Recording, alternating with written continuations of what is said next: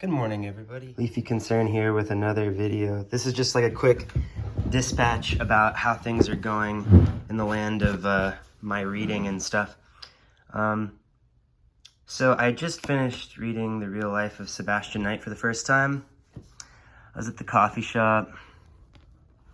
I didn't underline much in the book because I used my little commonplace book that I showed in another video. I figure I could at least show you a little bit of what I commonplaced. Now, from that last book I read, why did I commonplace she sat down on the bed and lit one of his lucky strikes? I guess I just felt like that could be part of a poem or something. The frosty serenity of dispassionate judgment. I ended up commonplacing something from Pierre somehow in the middle of it. Wow, the trash is coming along. My thoughts on this book are that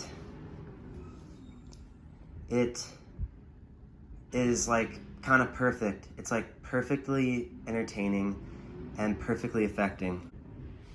Did you all watch Neil Patrick Harris's Hot Ones interview where he says that a show being almost all comedy with sometimes really sudden shifts into tragic and serious things, like he says that pattern is a lot like life.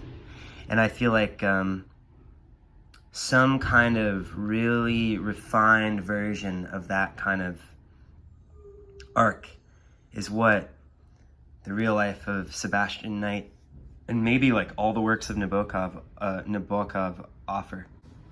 I just want to thank people who told me to refer to the text in a book as typography and not font. Thank you very much. That should improve the videos. I like my copy of the book.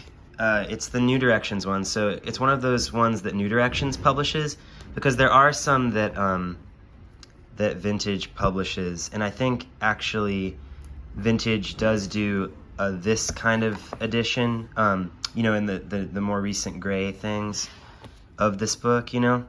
And I actually had a vintage of this, but I loaned it to a friend because I shouldn't really have two of any books given how many books I have. I mean, that shouldn't, you know who I am. What kind of guy would say a thing like that? Well, like in the middle of reading this, and it took me a long time to read it, I got on a little Borges phase, and I was liking the synthesis of like the double in Robert Louis Stevenson in Borges, and I kind of feel like a shadow or shade, to use a Nabokovian term, of that idea got into like my pleasure at reading this book. I was thinking, wow, how many Robert Louis Stevenson-ish doubles are here? I'm really doing a really poor job of describing how pleasant it is to actually read this book.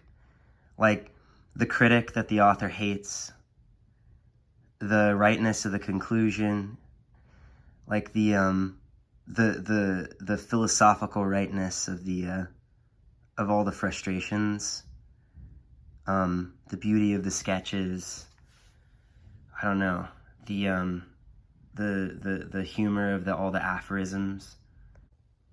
When you spell Knight and try to assert the originality of a person, it lasts for so long, but then it fades away. Like, you try to distinguish yourself, and you do, but then, like, I don't know, Knight swallows it all up, and it does that for everybody. Like a lot of Nabokov books, I think there's like an internal bibliography. There's a fictional bibliography that's built into the book. The Prismatic Bezel, Success, The Funny Mountain, and Albinos in Black. The Back of the Moon, Lost Property, and The Doubtful Asphodel. I'm pretty sure The Funny Mountain, I mean, is that making a reference to the Magic Mountain?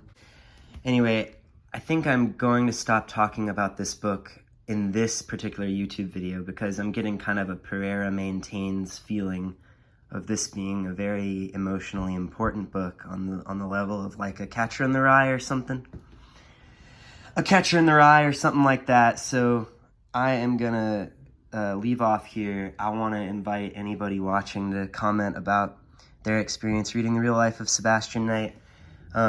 Commenters were talking about how their favorite book is The Defense, and as someone who used to be or kind of was a huge, you know, like at some point in my life I read a lot of Updike, and I want to read, you know, Updike's great to read, And Updike said that the defense was a really good one, I think, in one of his books of criticism. I think that's the next one I got queued up, at least at the moment of this video's recording.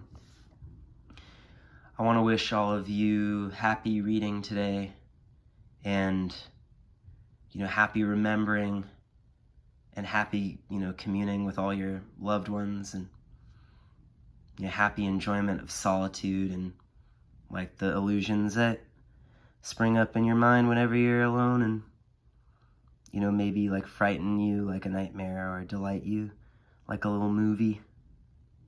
Enjoy yourself. And I can recommend the practice of keeping a commonplace book, especially if you have a lot of books that you kind of are planning on using like a library at all, where people might come into your house and take one or more out. Like, out of consideration for them, it is nice to be able to kind of extract things you like there.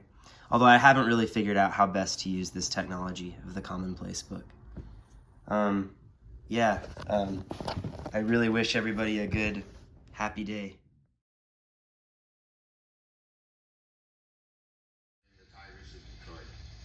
This is the second day now that I do not know the results of the games. Then, to give himself more confidence, he remembered the time in the tavern at Casablanca,